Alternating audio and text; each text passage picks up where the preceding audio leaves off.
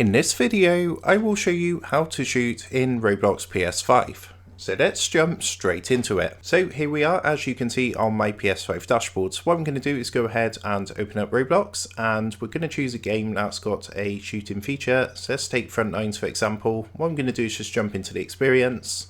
And here we are. So what I'm going to do is just jump into this game. Now to go ahead and shoot, generally it's going to be the shoulder button, so that's R2 on your controller. So this one at the top just here. Sometimes you might need to aim by holding down L2, but if we press R2, this is going to go ahead and start shooting our gun. So we can press R2 and we're shooting.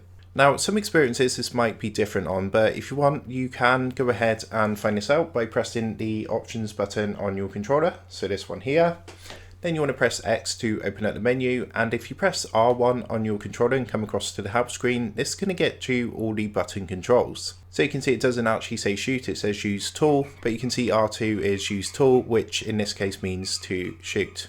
So if you are having problems figuring out how to shoot, then just go into that menu and you'll be able to find from there how to go ahead and shoot in Roblox experiences.